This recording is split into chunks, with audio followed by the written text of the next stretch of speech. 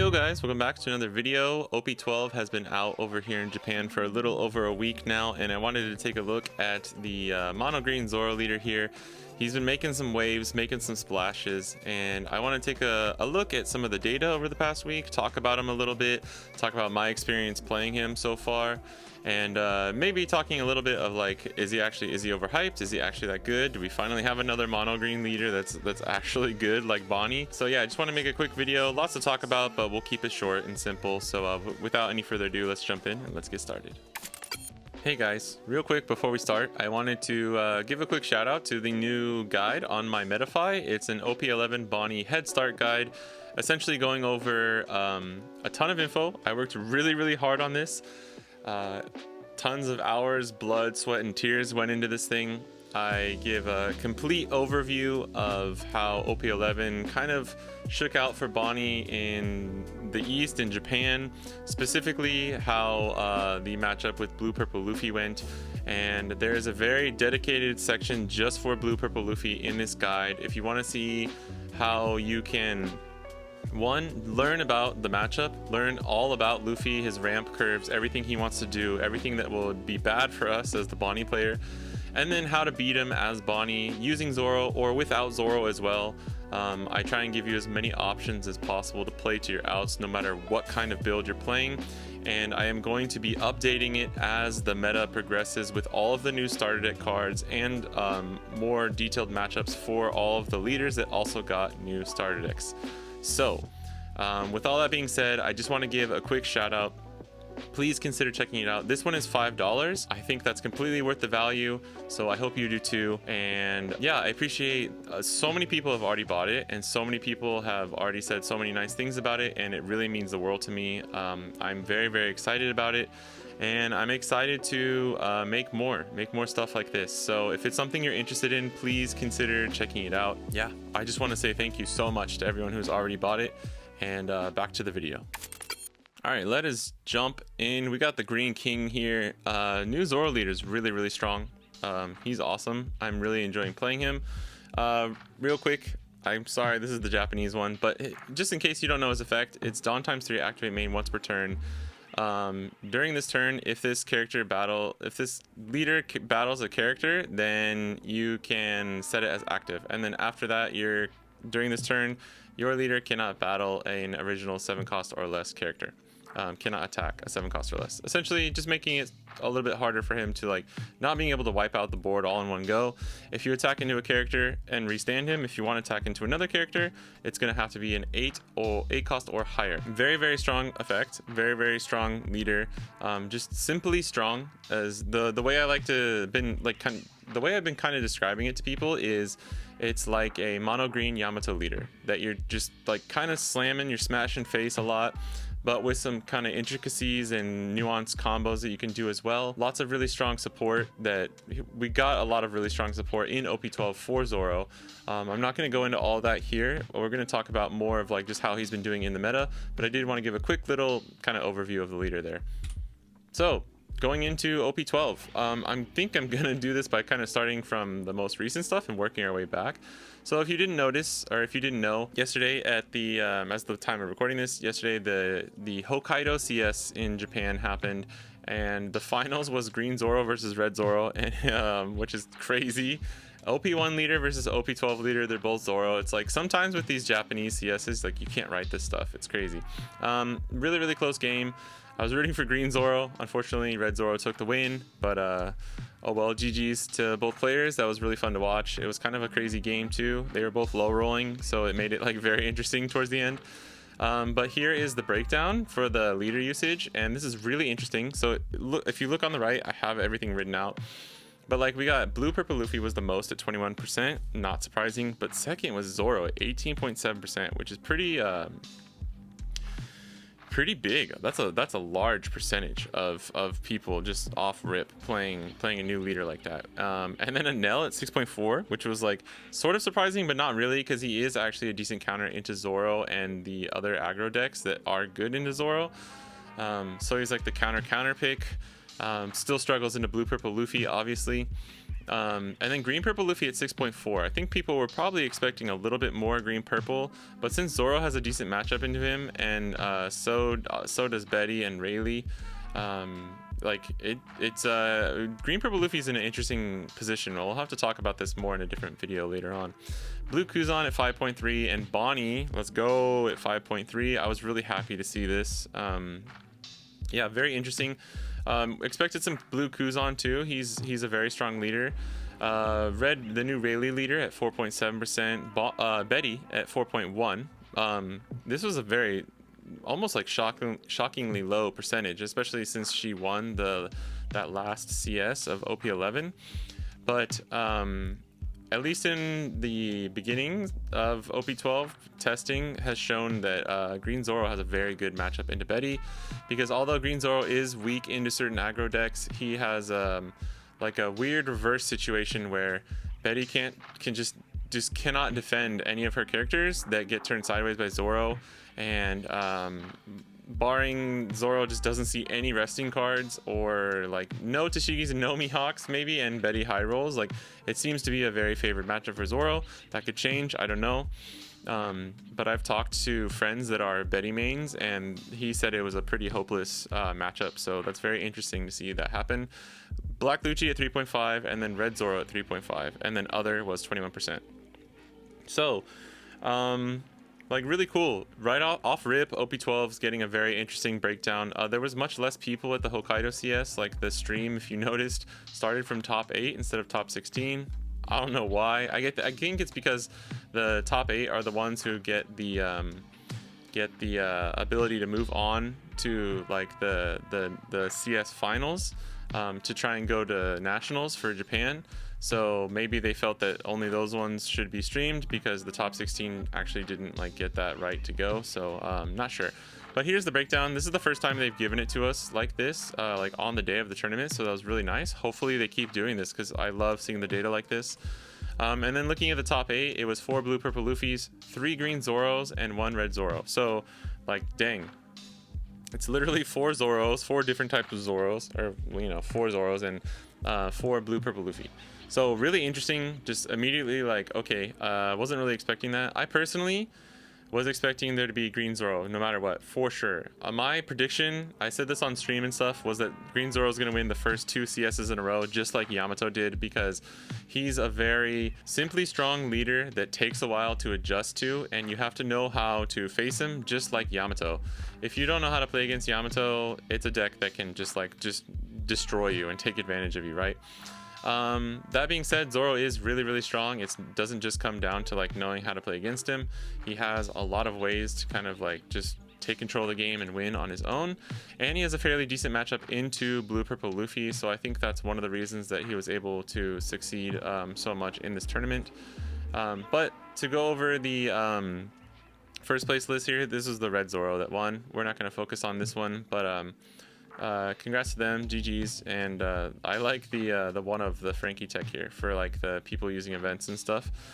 3 mole pistols is kind of a lot right now in my opinion, but that's interesting to see.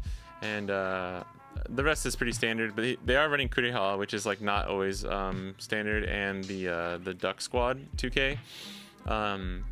So a few interesting choices, but like overall there's not much flex room in a Zoro animal build. So then moving on to the green Zoro, I'm not going to spend too much time on this actual list either, but I will point out some interesting things. A lot of people, including myself, have fallen in love with Paradise Waterfall and Zoro. It's a tech card that we tested actually honestly before release.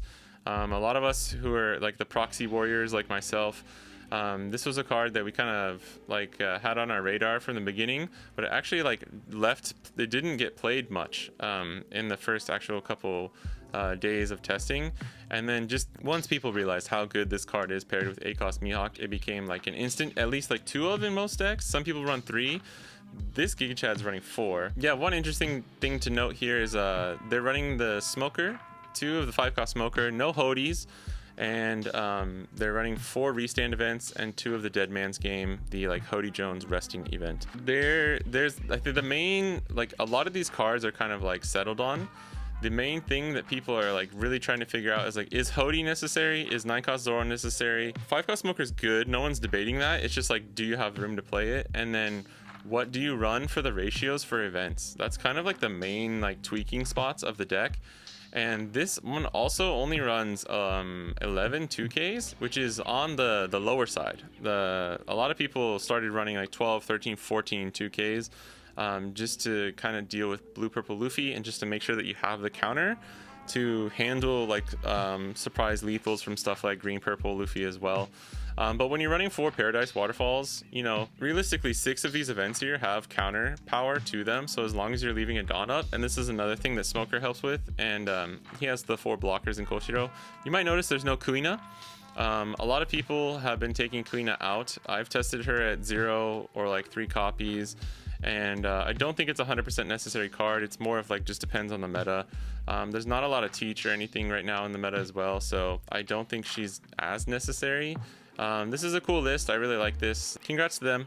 I don't think we need to go too much into detail on the actual list here, but I did want to take a second to kind of like talk about the list and talk about some of the unique choices that this player made.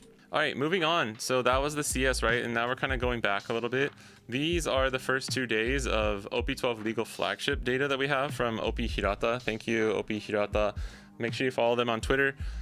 They are an amazing source of information for all of the Japanese side of things. They collect all of the flagship data on their own, and it's amazing. So you can see the first day, Zoro got 4. Same with GP, Rayleigh, Red Zoro, and, you know, Kuzan got 5, which was interesting. Kuzan's strong, but, like, I don't know. It's going to be interesting to see where he goes, too. You could make a video on Kuzan talking about the same kind of thing right here, but blue-purple at 13, not really surprising. And then on the 8th, which is actually the day yesterday, this is the same day as the CS that was happening, Rayleigh got 7, which is really, a lot of people were counting Rayleigh out. Just gonna take a second here to gloat. I put Rayleigh immediately tier 1.5 because I thought he would do really well into blue purple and a lot of the other decks like GP and Zoro, and so far I'm being proved right on that, so that's nice. We take those. I don't always have bad takes every time, okay? But yeah, this is looking like it's forming a new triangle, sort of, where it's like this is taking over, Rayleigh's kind of taking over Betty's position, because Rayleigh has a good matchup into Zoro, whereas Betty doesn't really have a good matchup into Zoro. And then Rayleigh can, for the most part, still handle the decks that, like, Betty is better into blue-purple, without a doubt. Like, 1000% still has a much better matchup into blue-purple than Rayleigh does into blue-purple. But Rayleigh has, like, a more well-rounded thing. It's actually really similar to Red Zoro, so this is going to be really interesting to see, like, how these, like, the aggro dynamic works out between, like, these 3 leaders. Who fit into like the aggro swarm side of things, and then Zoro is kind of like taking over almost like that Pluffy position, where Pluffy kind of came up in OP11 and was like a kind of like a secondary leader that has a decent like could beat blue purple but also beats some of the aggro and the mid tempo kind of decks. So really interesting. I can't wait to see like the full week of flagship data when it comes out. But he's doing well. Zoro is doing well, and I'm really excited for that. And Rayleigh is doing well, which is really cool. Like, I can't tell you how nice it's been to have like the breath of fresh air that OP12 has been for the meta. Sometimes on these even sets, right? A lot of times the odd sets are the ones that kind of break the meta, break the game. On these odd sets, sometimes we just get new leaders. They don't do anything, and it's just like the ball keeps rolling, right? This is immediately shaking stuff up more than usual, to be honest, which is really awesome. You can see Kuzan fell off down to 2 on the second day. Again, this is just 2 days of data, and everything's still new and fresh. All of this stuff could be completely different. That's why I just wanted to make a quick video going over it so we can kind of compare it later and see how things change. So those are the 2 flagship days data that we have. Let's move on. These are some of the unofficial tournaments that have happened over the past week or so. Obviously I don't have all of them. This one here is like the first one, like the first day, and you can see like so many people were trying out Zoro, and Zoro won and topped a ton of stuff on the very first day. It was very interesting and very cool to see. Obviously blue purple Luffy is still up there, green purple Luffy is still up there. This is a 10U cup that happened at One Happy, a store over here in Japan. Just wanted to show like some varying like pie charts. Like this one had a lot of Rayleigh and a lot of Kuzan and a Nell. You can see a Nell sneaking up. This was one from the 4th on Wednesday. Another one at One Happy. Sorry, I guess I should have tried to get other ones more from other stores. But these are just really interesting pie charts. So these are some of the ones that I picked. All the new leaders of Zoro, Kuzan, and Rayleigh have all won and topped a ton of unofficial tournaments and official tournaments as well now. Yeah, they're all doing really well, and it's really interesting.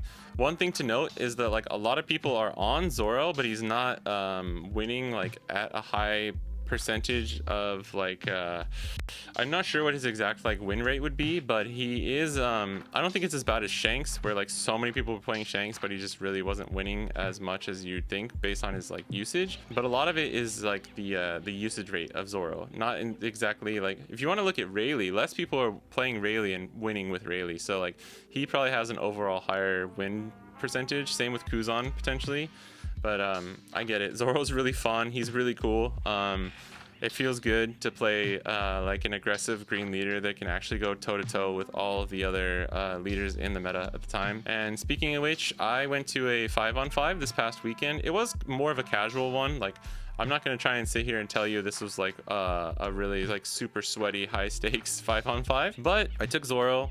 I tweaked my list to be like well-rounded for different matchups and stuff. That's why I'm running like the 2-2-2 of the events, and I'm running one 9-cost Zoro.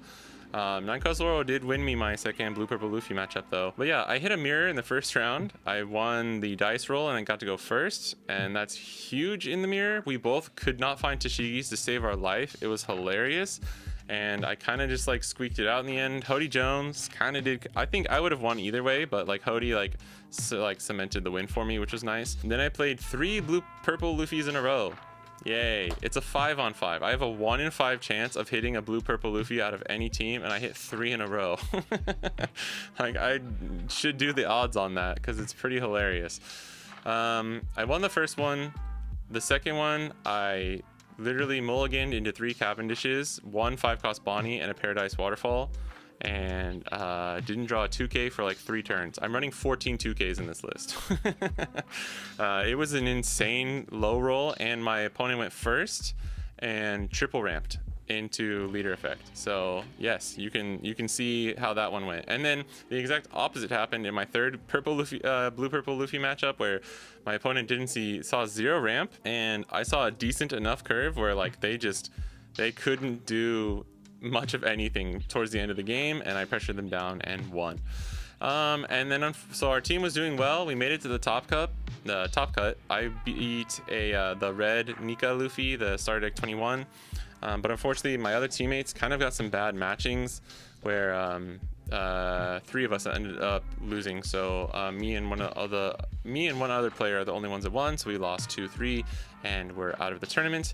It was really, really fun. But I just wanted to show this that like you know, Zoro, like even a average Joe like me can take Zoro and do pretty well with him, and like you can stand up into blue purple Luffy, which is really, really strong.